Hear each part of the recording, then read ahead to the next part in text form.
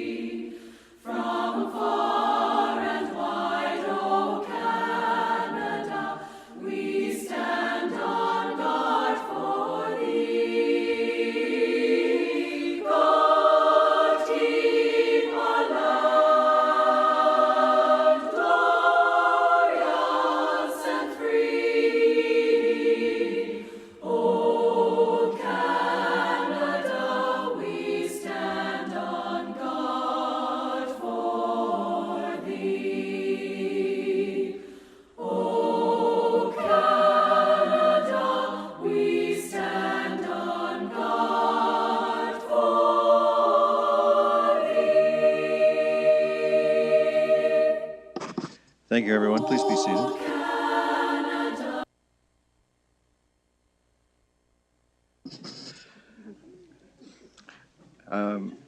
Madam Clerk, I had regrets from Councillor Robertson, and I think that covers all of us. That accounts for all of us, I mean. And Council, I'm now looking for declarations of pecuniary interest. Councillor Sanju, Councillor Palmer. Thank you, Mayor Burton. Under Section 4I of the Municipal Conflict of Interest Act, an exception applies with regard to my declaring pecuniary interest for this matter with regard to confidential item number 1. However, in this particular instance, given the Code of Conduct for members of council and local board members outlining non-pecuniary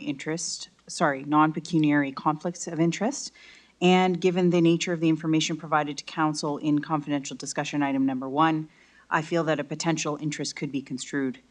Therefore, I choose to recuse myself for this portion of the agenda. Thank you, Councillor. Councillor Palmer. I will be excusing myself for the same reasons that Councillor Sandu has just mentioned. I could read it all over again for you. Thank you very much. Thank you. I now look for, there we go. I'm now looking for a motion to approve the minutes as presented. Councillor O'Meara, seconded by Councillor Duddick. All those in favor? Opposed, if any, and the minutes are approved. And we now come to the Standing Committee and Committee of the Whole reports. And we have before us the reports of the 2019 Budget Committee from January 8th, January 10th, January 22nd. And if we give our attention to Councillor Adams, the chair of the Budget Committee, he has a brief presentation.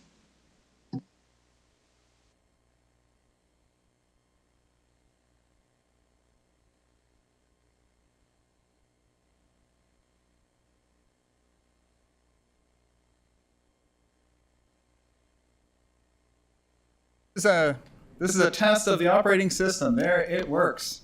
And it'll also be a test of this to make sure it goes forward.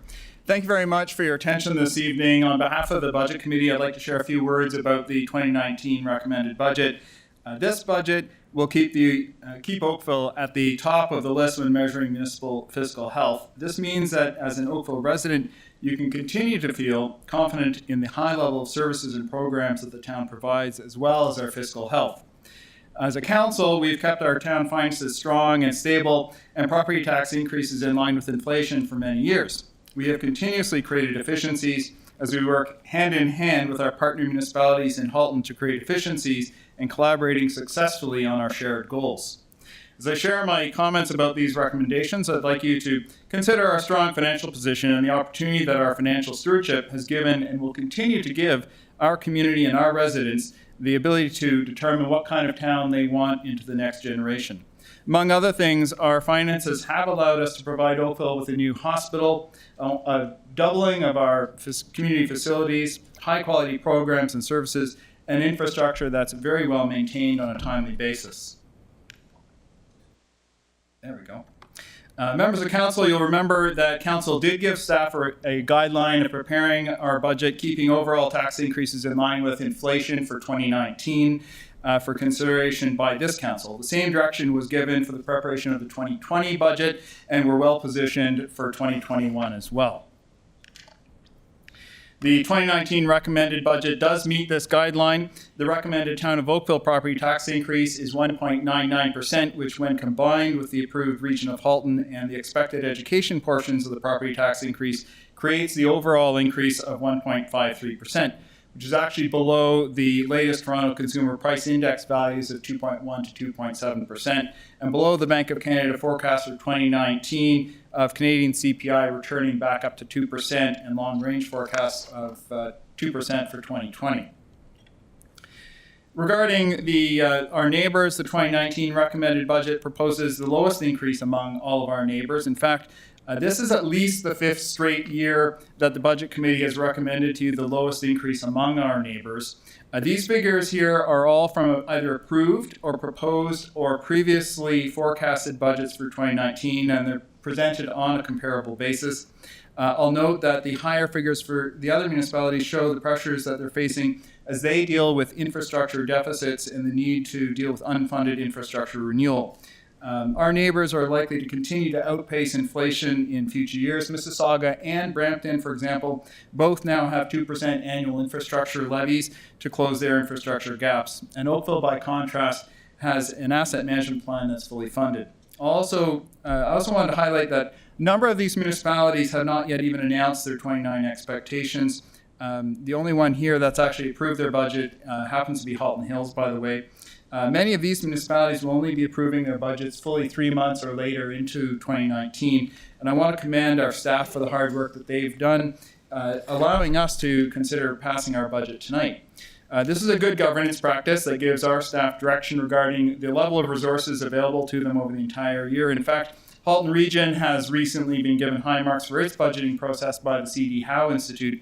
While Oakville's wasn't looked at specifically in that study, I'll tell you that our processes closely mirror that of the region and each other. And so on that basis, we would mark high on that set of criteria as well. I also want to highlight the introduction of other types of fees in the GTA that are making tax comparisons more difficult over time. Mississauga, for example, has introduced a stormwater charge. And as you know, Toronto has for many years now had the municipal land transfer tax, which is increasingly reliant upon. And Toronto also has a waste management fee, which also we don't have. These differences make straight comparisons from one to the other more difficult over time. Our property taxes are made up of town, regional, and educational components, and each municipality has a unique breakdown. Some are single tier, and others, some are single tier and others like us are two-tier systems. And as a result, comparing tax increases from one municipality to the other can be difficult, and that's why reviewing and managing the overall increase, including all three of these components, helps to create consistency in the comparison. As a lower tier municipality, the town is one portion of the overall tax bill, and that represents approximately 41% of the total. The remaining 59% is levied on behalf of the region and the province for education purposes. The budget presented today focuses on that 41% share of the overall bill. When this is combined with the region and the education components, it gives you the overall increase that residents see on their tax bill and reflects the cost of providing all municipal services, similar to a single-tier municipality such as Toronto, Hamilton, or Guelph. 8 out of 15 of us, by the way, are also members of the Regional Council, where we've already voted on that part of the budget. Regarding the town-only portion of the total tax increase, that's the 1.99% figure, about half, 50%, relates to maintaining our existing service levels. This is the 0.99% figure that relates to the town base operating budget, which is then combined with the recommended adjustment from the committee. The remaining 50% of the Oakville increase relates to renewing our infrastructure, and that's the 1% capital levy. That funding is important, and it's dedicated to ensuring that our infrastructure isn't crumbling around us. You can see that the overall impact will be the 1.53% increase, which is the lowest increase among all of our local neighbors and quite possibly across the entire GTAH in 2019. The 2019 budget includes total operating expenses of $337 million. Won't go into the details. I know all of you have gone through the budget materials and have been following the budget committee work closely. But I will note that the majority of these costs relate to programs and services that are dear to the daily lives of our families and residents. They include core services like road maintenance and storm sewers and the fire department, libraries, parks and rec, the Oakville Transit, and many others. I also want to point out to both yourselves and to citizens that not all of our expenses are funded by property taxes. This is an issue that comes up regularly in discussions.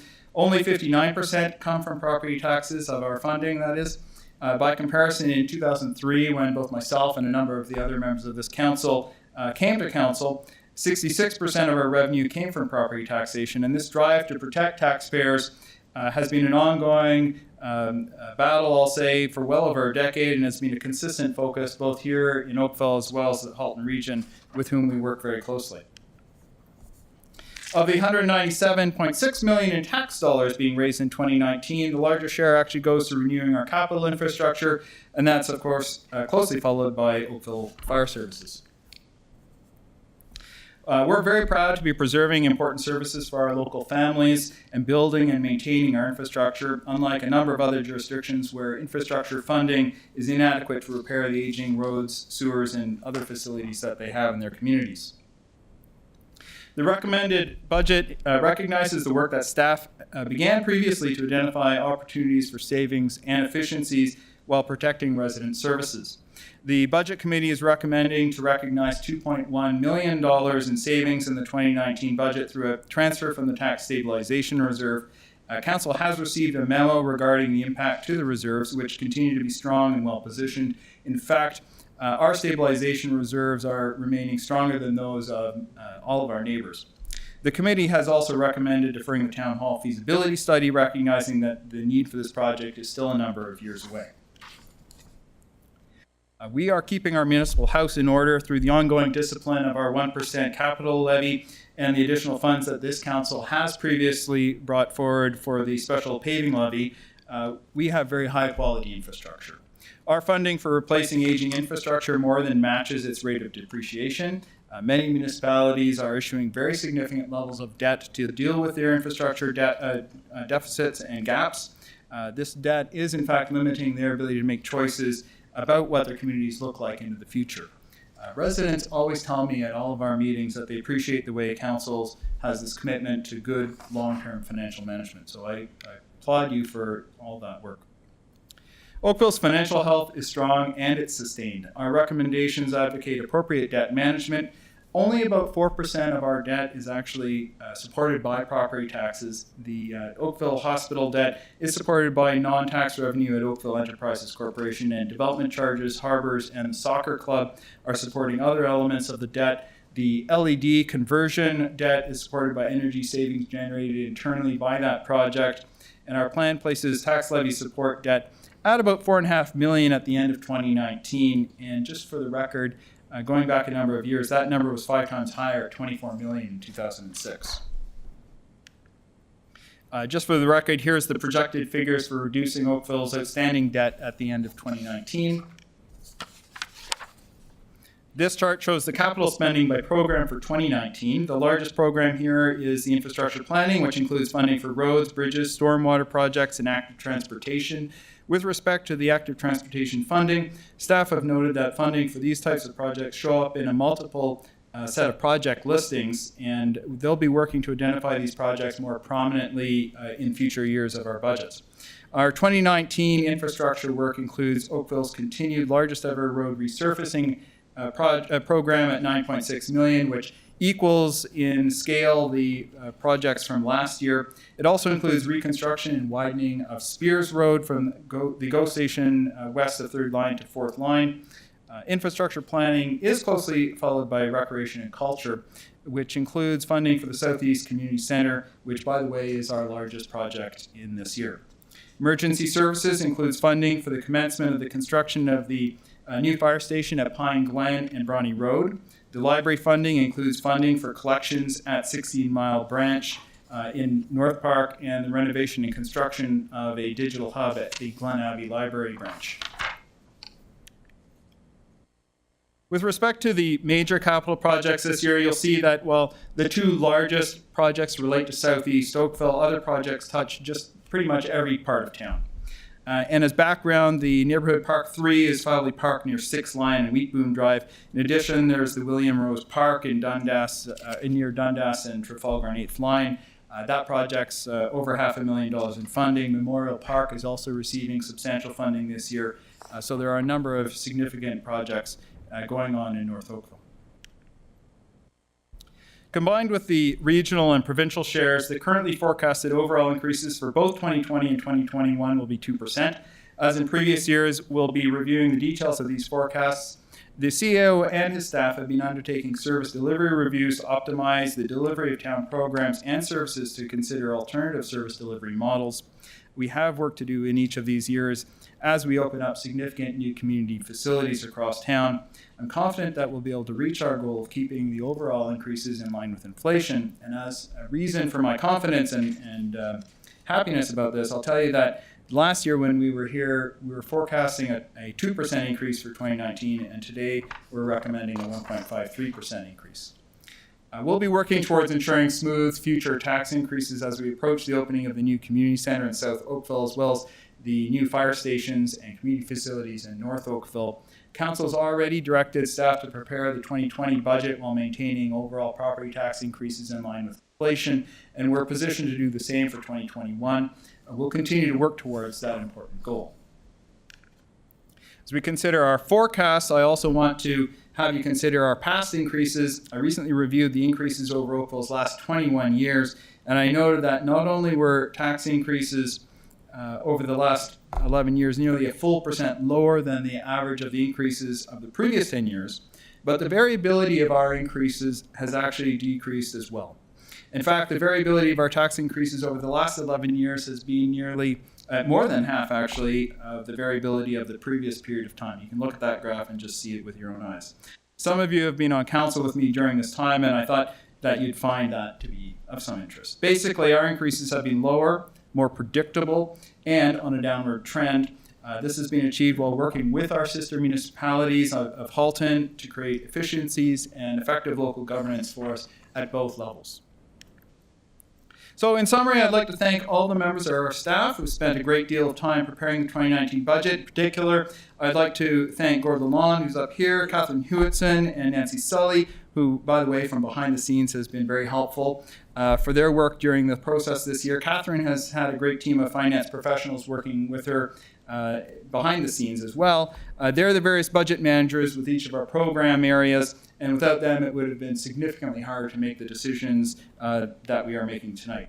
I'd also like to thank the members of the public who have come forward with their time to provide us with their thoughts and concerns, not only during the process but throughout the year, as they truly help guide us in our decision making.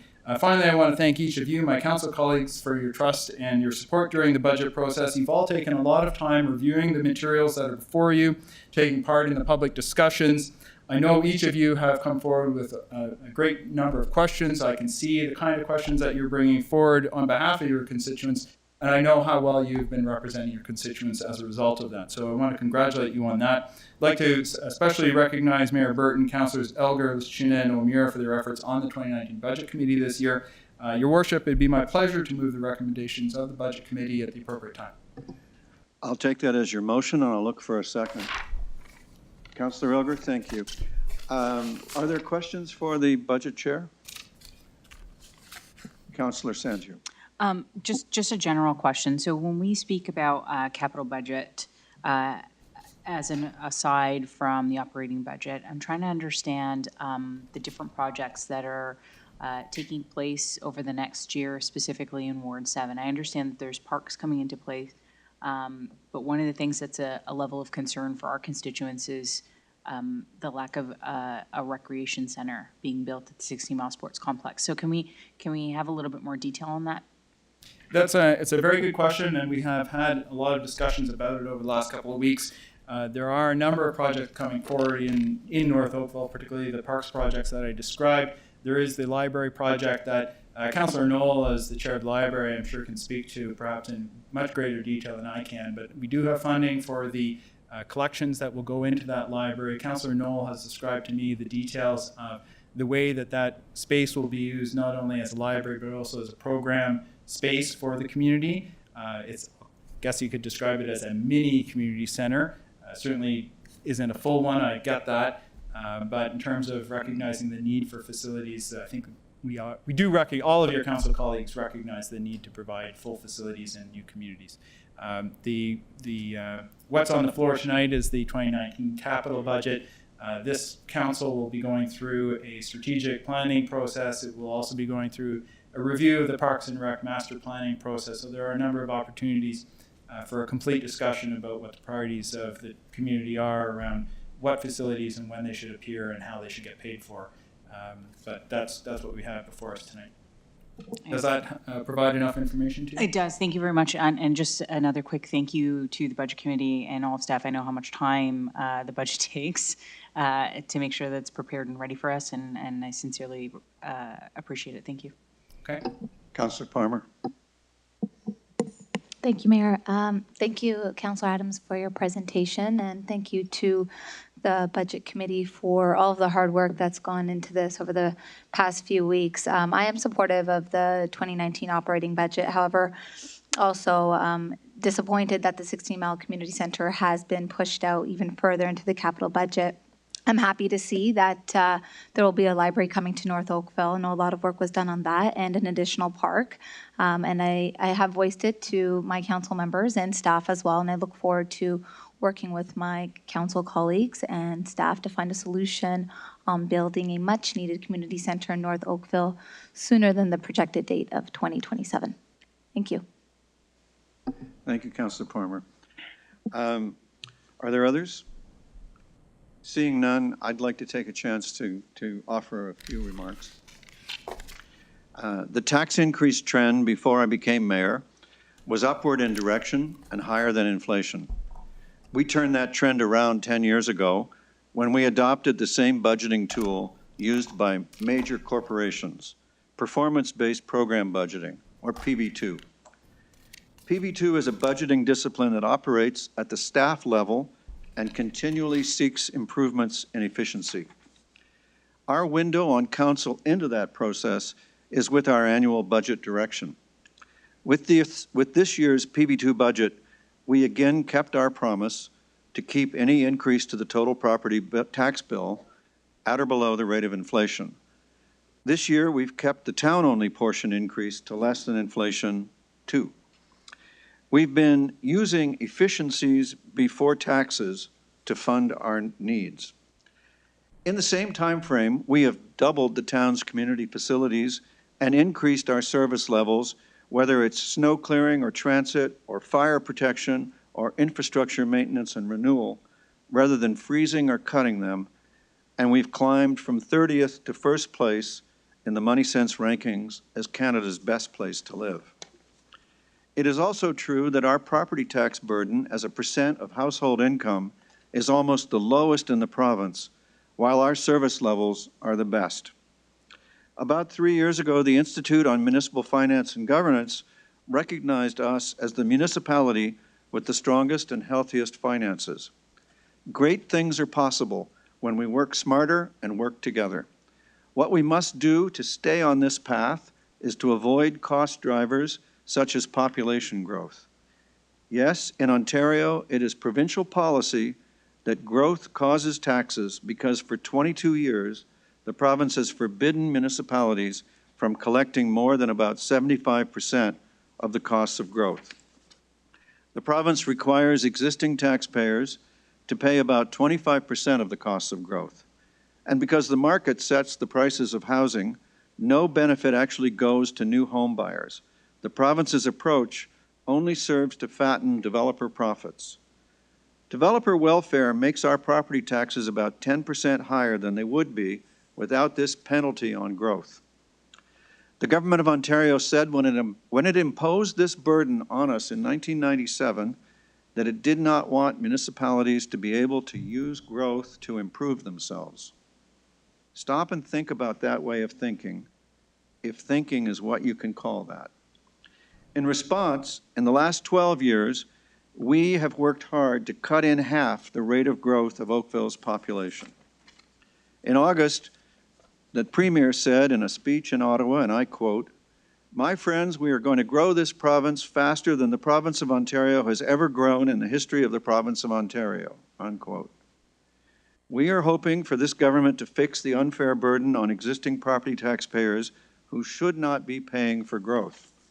We're also hoping that in their ongoing review of the growth plan, they will realize that the province has not been keeping up with its duty to support growth with the necessary schools, teachers, transportation, transit, health funding, and long-term care beds, and housing for seniors, and they either need to live up to their responsibilities or they've got to help us stop growth. Today was the second of 2 days in which I had the opportunity with the chair of the region of Halton to meet with key ministers in the provincial government, and I came away with a great deal of hope that they seem to recognize that this is a problem. And they were asking interesting questions about how to change the way we fund growth. And the chair and I agreed that this is a very important sign of interest and that we will be following up on it with longer, in-depth meetings with the different ministers with whom we met to follow up on some of our key concerns here. So I believe that we may be on the threshold of some improvement in this area. This is the right budget for our times. It's a pleasure to support it. No budget can do everything all at once, and this budget leaves some work for tomorrow. I acknowledge that. Our phasing of things over time and our steady fiscal discipline have earned us our status as the municipality with the strongest and healthiest finances. This helps make us Canada's best place to live. And I'll now call the vote, and I would ask for a recorded vote. If you wish to be recorded in support of the resolution to approve the budget, please rise to be named. Councillor Sanju, Councillor Palmer, Councillor Lischina, Councillor Adams, Councillor Grant, Councillor Knoll, Councillor Longo, Councillor Elgar, Councillor Haslett-Thiel, Councillor Giddings, Councillor Chisholm, Councillor Dudek, Councillor O'Meara, and myself, Mayor Burton. I declare the measure carried unanimously. Thank you. I think you're going to be well served by the results of this budget.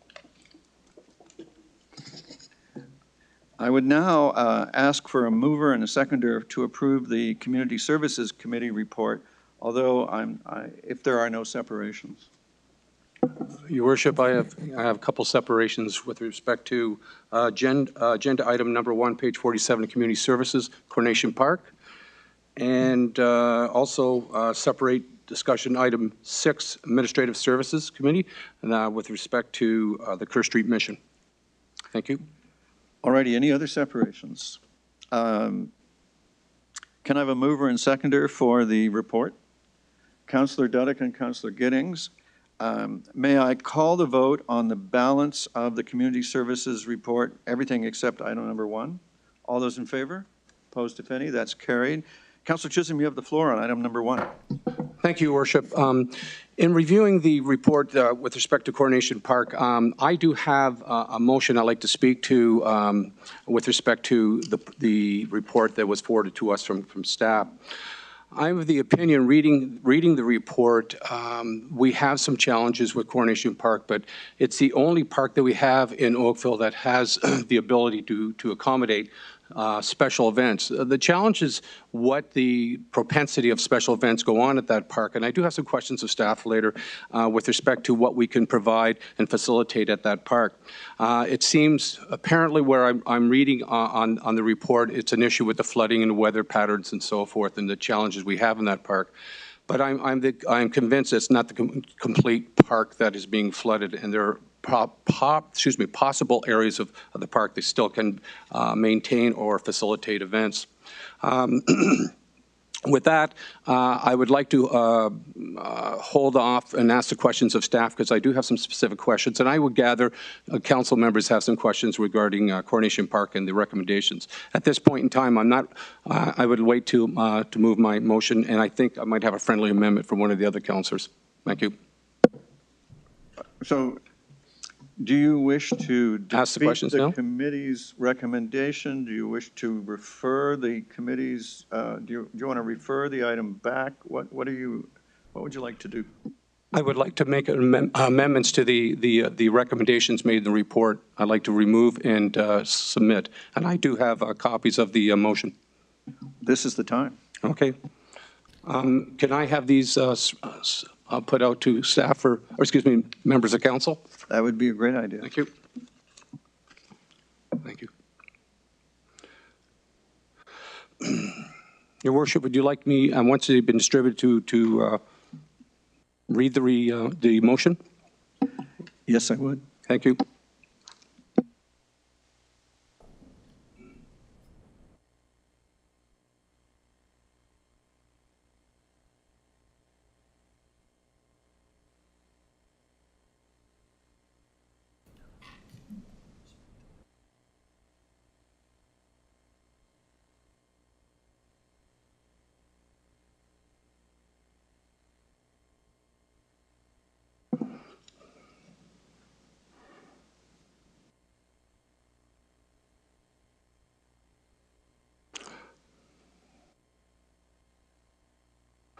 Your Worship, just a point of clarity, do we have to defeat the motion that was made at Community Services with approval of this report as it stands?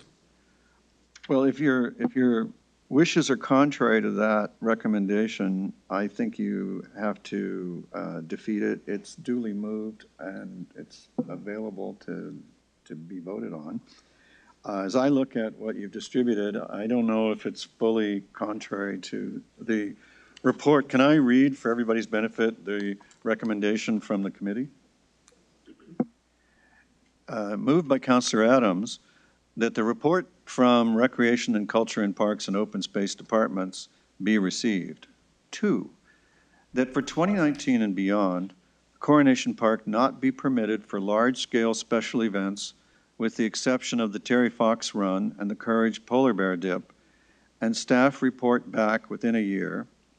3, that picnic permits for groups of less than 100 and commercial film permits be issued on a shortened timeline of 60 days preceding the event, and that any additional special event requests only be permitted if they meet conditions outlined in this report.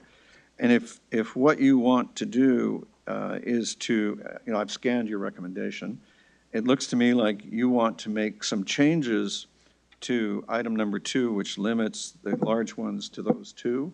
Correct. And then, and your other material appears to me to be modifications without being against the spirit of item number 4. And so I'm not sure that I think you'd be okay to move amendments. Amendments are not in order when you're trying to reverse the meaning of a motion, but otherwise amendments are in order. So would it be regarded as a friendly amendment to the report? Well, friendly is not a parliamentary term. It's not in our code of conduct, in our procedure bylaw. It's an amendment. Okay. So with that in mind, do you want me to read the? Yes. Okay, so here we go. That for 2019 and beyond, Coronation Park be permitted for special events that are scalable in nature to maximize the use of the park that is deemed low risk, the flooding areas, within the park itself. Also, consideration be given for extended event programming when appropriate in the high-risk flood areas within the park that are approved, and that the approval be the responsibility of the Director of Parks and Open Space. And that staff report back on the feasibility of developing a weekly summer concert series to be staged at Coronation Park Bandshell for the months of June, July, and August 2020, with the intent the concert series to be sponsored by local businesses. And that staff, as part of the Parks and Recreation and Library Master Plan, address the possible development and design of a future event park that would accommodate major and community events. Right. And you need a seconder for your amendment. Councillor Duddick seconds it. Discussion? Councillor O'Meara. Thank you, Your Worship. I did actually have a friendly amendment if the mover would see such at the very end of that last paragraph. And it would go, and that staff collaborate with Visit Oakville on their strategic master plan. All we need is a seconder for your sub-amendment. Councillor Dudek seconds. Is there discussion of Councillor O'Meara's amendment? Councillor O'Meara's amendment. Councillor Sanju. I think it's the right place for me to say this, but I was just going to suggest a potential date to be added for when that possible development and design of future event park information should be provided back to council. That actually needs to wait. Okay. Councillor O'Meara's amendment's on the floor, so Got it. any discussion of his amendment? May I call the vote on his amendment? All those in favor? That carries. Now we are back to Councillor Chisholm's amendment, and Councillor Sanju, I think you're in order now. Thank you, Mr. Mayor. So my recommendation is just that we attach a date so that we know when that information will come back to council. You're talking about the Parks Rec and Library Master Plan? Correct. We're doing that later this year, and he's asking for this to be included in that work. So you can set a date, but you'd be affecting, I think, I would recommend against it. Staff are working on that. We know it's coming. Perfect. Thank you. Councillor Giddings? Thank you, Mr. Mayor. A couple of questions for clarification. Councillor Chisholm talks about permitting uses that are scalable. I'm curious about that one, whether that's a number of people or length of time of the event. Also, consideration be given for extended event programming where appropriate in high flood risk areas. I don't quite follow that, and whether we'd be looking for staff, if we were to continue offering events at this location, couldn't the rental agreement or the usage agreement include a contractual clause outlining cancellation in case of any of those risks that were mentioned before? To whom are you directing your question? Councillor Chisholm. Councillor Chisholm. Thank you, through your worship. Thank you, Councillor Giddings. The scalable, to qualify, I guess we could have made a longer recommendation here, but the scalable is based on what the physical park can accommodate at that time.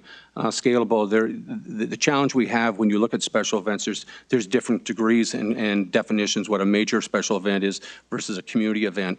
So what I'm suggesting is what available property we have to be used for events is scaled to the appropriate physical layout of the park that can be used at that time. And what was your second question, Councillor Giddings? An insurance policy. I would defer to staff. I would assume there's an insurance policy with respect to the events through the process. They have to have at least $5 million liability. I'm not. Let me ask council the question. Oh, cancellation. Are we at a point in this discussion where it's starting to look like this would be better all referred back to staff? Could I suggest that because these are not against the spirit of the committee report, that you, if it's your wish to do this, a mover and a seconder to refer the proposed amendments to staff for a report would be in order, and you could then, if it were your wish, adopt the committee report, and when you have the report from staff back, you could then amend the policy you're creating tonight. Would that be something you'd like to do? I guess the question, what are we referring back to the staff? So this would, So we're clear. if you're following me, you would refer the amendment proposed by Councillor Chisholm to staff for a report. Assuming you do that, you would then have the option of adopting the committee recommendation and then changing the committee, that would then be our policy, until the report came back and you made whatever adjustment to the policy the report led you to want to do. Councillor Dudek. I wonder if we could also, if we are going to be referring back to staff, and I agree because there's a lot of variables here, that need to be answered prior to making some sort of a decision. Is there an opportunity to obtain some data information that may not have been available up to this point, whether it's the parking constraints, whether it's the safety, the flooding, the noise, all those other things that are associated with a large-scale event? So maybe that can be included. I think that'd be, yes, certainly it can. I had hands down here. Can I go to this side of the table? Who's first? Councillor Grant. Thank you. Actually, referral was what I was going to suggest. In the words of the late, great Councillor Fred Oliver, doing committee work at council often causes more problems than solutions. And we have a number of variables, especially having this band shell with the concert series. How would we scale that? How would we get it running? And so I believe that our best option would be, and if the staff is okay with even referring agenda item 1 back, we can just take this whole thing full cloth, send it back to staff. And So, Councillor, thank you for your motion to refer to staff for a report, the amendment proposed by Councillor Chisholm. Is there a second for that? There's no second for that. Councillor Duddick is seconding that. May I call the vote? All those in favor? That is carried. We have moved the report, item number 1 from the committee. Madam Clerk, do you want to remind us who moved and seconded the main report? CSC report, the balance of CSC. Stumped you, did I? Yes. I believe it was Councillor O'Meara and Councillor Duddick. All those. Sorry, Your Worship, just a point of order here. So my amendment that passed, are those comments still going to be taken into consideration when it's referred back? Yes. Thank you very much. Councillor Hazlitt-Thiel. Just for clarity, so are we endorsing the policy that was put forward at CSC, or are we referring it all back? We've just referred the proposed amendment. We're adopting the policy until we change it as a result of whatever comes back. So am I allowed to move that we do not adopt the policy and rather have them come back with a, based on? I think your desired motion is to refer to staff item number 1 to be included in the report. Correct. All right. Is there a seconder for the referral motion? Councillor Elgar. May I put the vote? All those in favor? Item number 1 is referred. The matter is now dispatched. Councillor, let's see now. I need a mover and seconder for the ASC committee report. Councillor Knoll and Councillor Longo. And I have a separation request from Councillor Chisholm on item number 6. So, Councillor Chisholm. It must be my night. Thank you, Your Worship. In our haste, and this is some house cleaning, and we were moving very quickly, we did approve the Kerr Street Community Services assistant request, but there were 2 options, and we made approval, but we weren't specific on the option that we approved. And may I suggest, well, I'm going to put it forward that we approve the community assistance to Kerr Street Ministries for $2,926 funded from the corporate contingency. That was what we approved, but it wasn't noted in the minutes of the last administrative services meeting. All right. It's either a correction of the minutes or it's an amendment, but either. Correction of the minutes. Is there a seconder? Councillor Knoll. Or let me go to the way end of the table. I saw Councillor Sanju. So this is an amendment by Councillor Chisholm and Councillor Sanju to specify the source of the funds. May I put the vote? All in favor? And that's carried. And now I have a motion for the adoption of the Administrative Services Committee, including item 6 as amended, and the confidential report of the closed session of the Administrative Services Committee.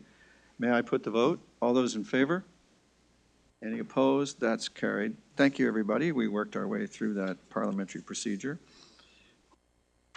I think. And now, thank you for that.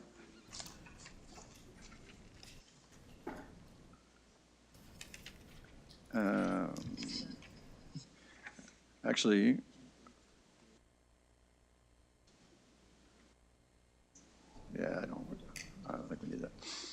Okay, council has just made a number of appointments to our advisory and other committees, and these will be posted by the clerks and released to the media tomorrow. They're very numerous, so I'm not going to read them all. I thought you would approve. Thank you.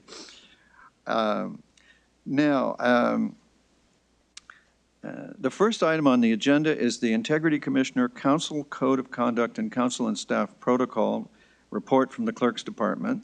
And there's a revised recommendation, a memo that's been distributed to you. And okay.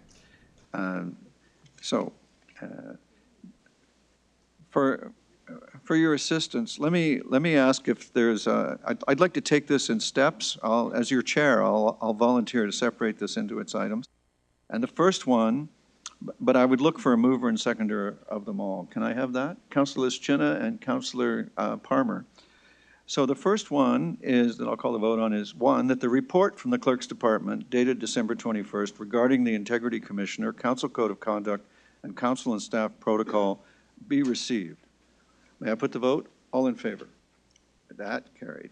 Number two is that a working subcommittee of council be established for the purpose of supporting a review of principals integrity, the town's integrity commissioner, of the draft council and staff protocol policy, the council code of conduct, and any related protocols, including the integrity commissioner, inquiries, advice, procedure, consisting of the following members: myself as mayor, and a number of councillors. Councillor Adams, do you have a motion? I have checked in with my colleagues, and I propose the following: Mayor Burton as chair, Councillors Chisholm, Sandhu, Grant, Adams, Elgar, and Haslett Thiel. That would make the list. All right, is there a discussion? Are you happy with that? It's moved. May I put the vote? All those in favor? You were happy with it. It carries unanimously. Number three, this is where I'm not sure whether we'll agree, that the working subcommittee meet February 4th at 1 p.m. to 5 p.m. and make recommendations regarding revisions to the council and staff policy, etc.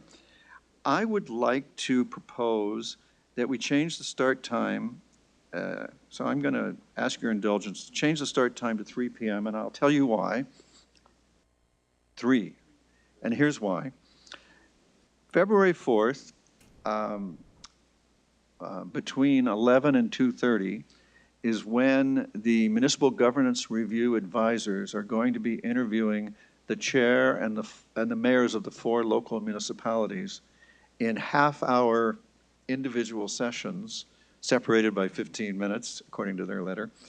And so it would be, I think, strategic and tactical to start at 3, because I could be otherwise occupied, and something that might be just a touch more important. Councillor Adams.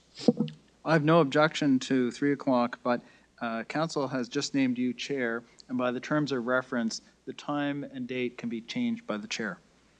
Well, outstanding, but I don't want to, because this is the will of council in this resolution, I thought maybe it would be efficient to change it to 3. Councillor Sandhu. Question just around the length of the time that we would be there. What time would we go until if we were to start at 3? Could I assume a 4-hour session? Could I offer you a 3-hour session, 3 to 6? I would be fine with that, but perhaps we would like to check in with Mr. Ray Green because he has a meeting booked at that same time. Mr. Green. We'd be happy to reschedule that meeting, but we do have at 7 o'clock that night the special council meeting dealing with the strategic plan and other matters. Yeah. If we can't finish our business in one meeting, we can have another. Your worship? Councillor Chisholm. So we're clear, this meeting coming at 3 p.m., we're not negating the 7 o'clock special meeting. We're not canceling that. Okay, good. So I wasn't sure. Thank you. So now that everybody's clear on this, may I call the vote on item number 3? All those in favor? Opposed, if any, and that does carry. Thank you, everybody. Now, council, we have a confidential item, a litigation update, and you have a report from the legal department. And in that report, The town solicitor is looking for instructions, and the public motion is that the report be received and the solicitor be instructed to proceed as set out in the report. Before I ask you to move or second or vote on that, I want to know if you need to go into camera to receive legal advice. Councillor Elgar moves that we go into camera for the purpose of receiving advice, subject to solicitor-client privilege and the communications for that purpose. It's seconded by Councillor Knoll. May I put the vote? All in favor? Opposed, if any? And we will dismiss our...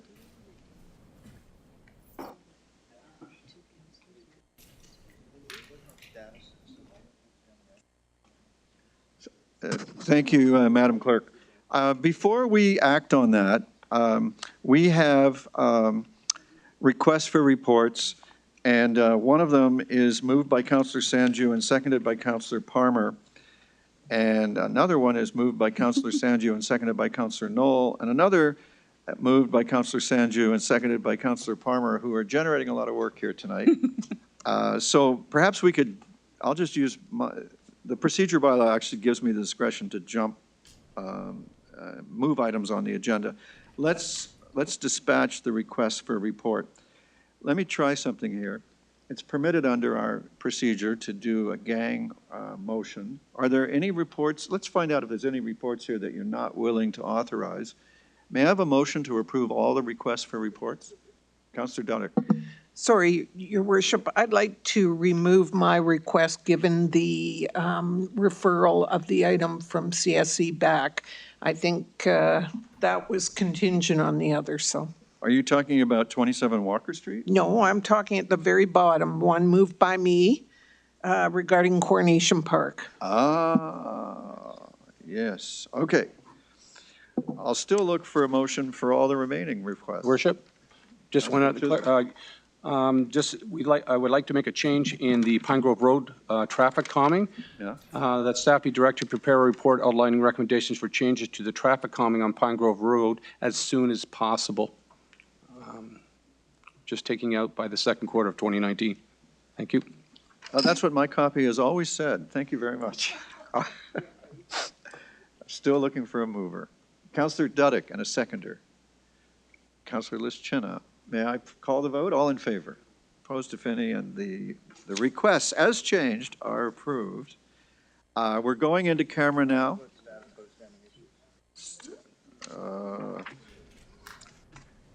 By popular request, we're also going to, I guess we're going to do the rest of the agenda. And Councillor Elgar, you have the floor for status of outstanding issues.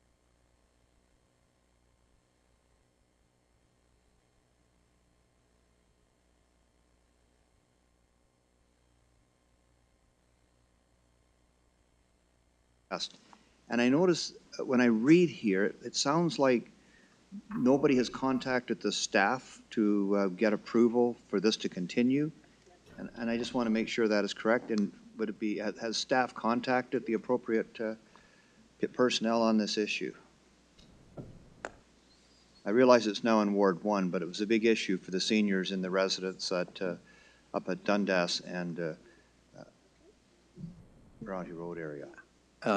I have a signal from Councillor O'Meara that he'd like the floor, and does staff want to answer Councillor Elgar first, or would you like to wait and see what else Councillor O'Meara might add to this? Through you, Mayor Burton, I'd have to look into that matter and come back to staff. Okay, Councillor O'Meara. Sorry, Your Worship, I was just indicating I had an item after. I'm okay with Councillor Elgar's. Okay, maybe I can follow up. I'll talk to Councillor Muir because it's now part of his ward, but just so we get them moving, because I think they still want it badly. Now, if you could move on then to under, and this is where I'm confused. On page 17, it's number 3. It's high school at Niagara and Dundas, and it's expected report back on the first quarter of 2019. But when I flip through to number 5, it kind of, I'm confused as to fourth quarter 2019. It seems like it's probably the same thing. I'm just trying to understand what's happening there. Can you help me out? And that'll be my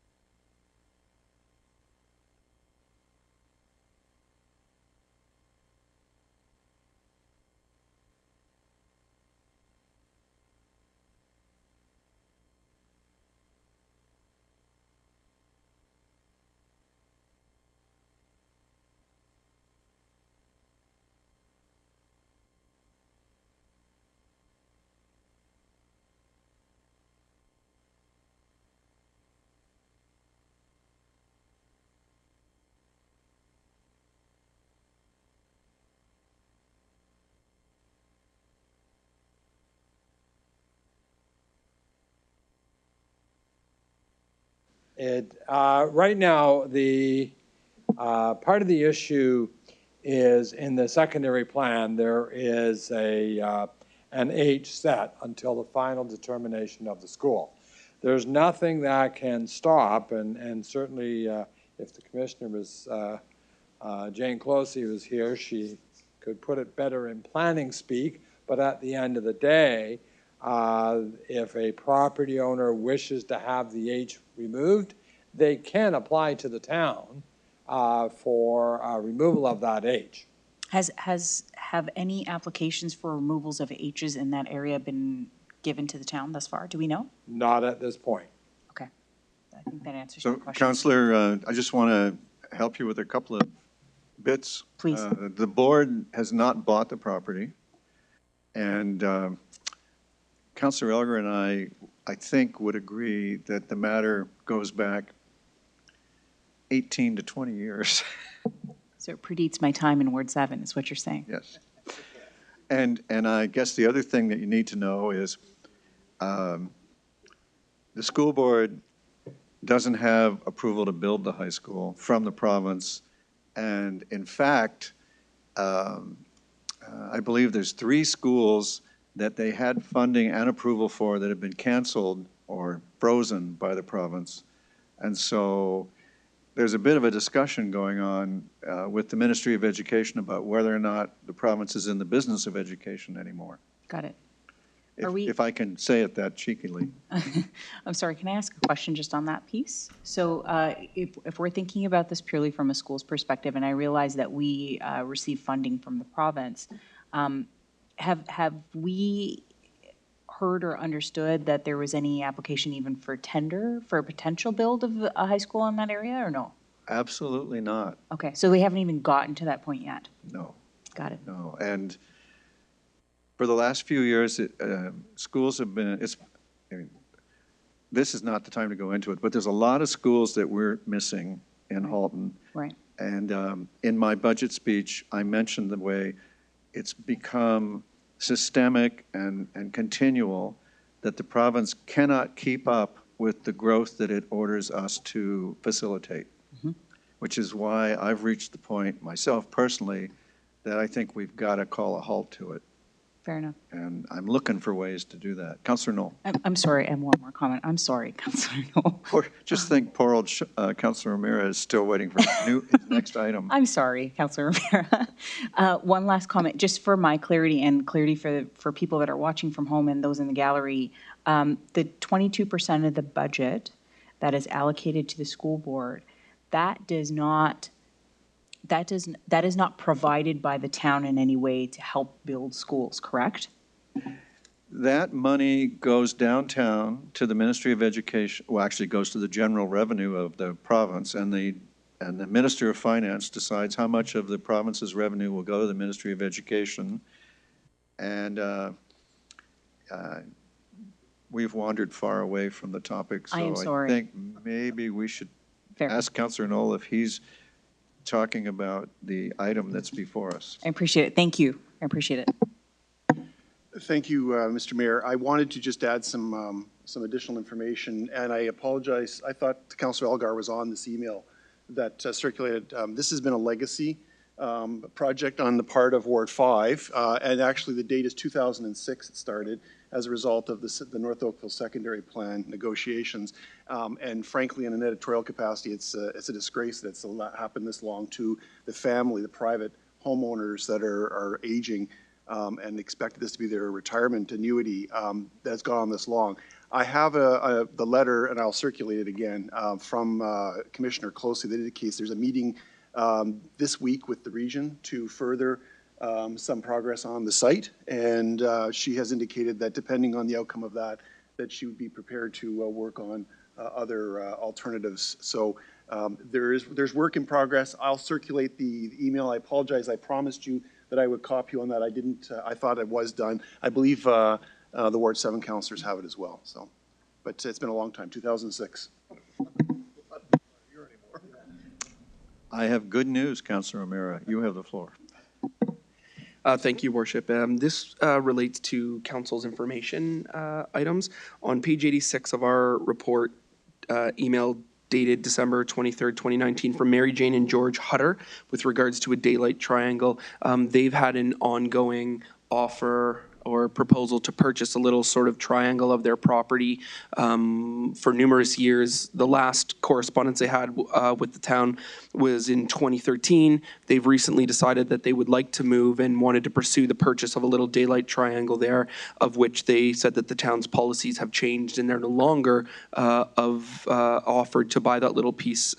So I'm wondering if staff might just provide a brief report back to council with regards to what the costs associated with that might be, should council decide to go down that path, and perhaps what caveats we might add to that sale or on title to protect the community from any overdevelopment of that little segment of land. I'm wondering if staff might report back at its first convenience, as the owners have been waiting for quite a while on that. You have agreement from the staff? Thank you. Do I need a seconder for that? No, they've. It is a staff report. Oh, so what they're saying is, what staff is saying is they'll get it to you as soon as they can. Okay, thank you, Your Worship. No.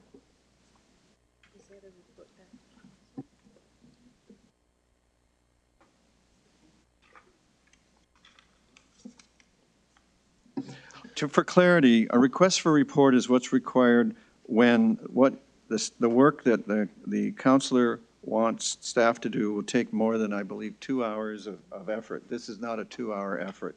This is a friendly request. It's totally within our rules, and it's only for the big work that you've got to get the approval of council. And so, Councilor O'Meara, you have the answer of the CAO. He'll be getting it to you as soon as he can.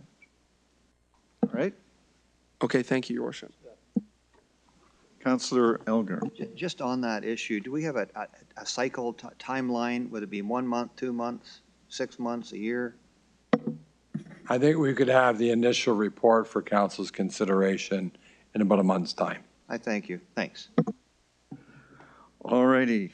Anything else before we go in camera? The reason I ask is we've now dispatched everything in the public agenda, and so anyone who's wondering about anything left on the agenda, there isn't anything left. When we go into camera, we'll be coming back out of camera, adopting the bylaws and adjourning the meeting. And so let me take this moment before we go in camera to share with you that I have issued a proclamation in honor of Black History Month. February is Black History Month. Whereas throughout its long history, Ontario has been characterized and strengthened by its diverse and distinctive cultures, and whereas from the time of its establishment, people of African descent have made significant contributions to the development and betterment of the province, whereas the Black community continues to play a vital role within the social and cultural mosaic that is Ontario, whereas Black History Month was first recognized in Ontario as February 1993, marking the 200th anniversary of the passage of legislation prohibiting the importation of slaves into Upper Canada, whereas Black History Month continues to provide the opportunity to remember and celebrate the contribution that African Canadians have made to Ontario. Now, therefore, I, Rob Burton, Mayor of the town of Oakville, do hereby proclaim February 2019 as Black History Month in Oakville. And thank you very much, Council, for letting me share that with you. Madam Clerk, we now need to arrange the chamber for a meeting closed to the public. And councilors, if you want a brief bio break, this would be a time.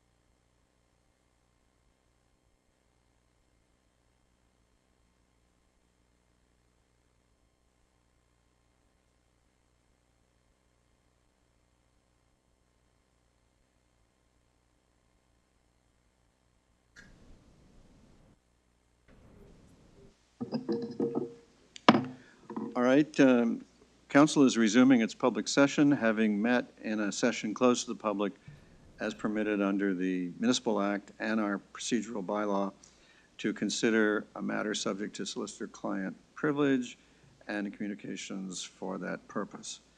And we now have reached the point in the agenda where we have the consideration and reading of the bylaws, and I'm looking for a mover and seconder. Councillor Longo and Councillor Chisholm.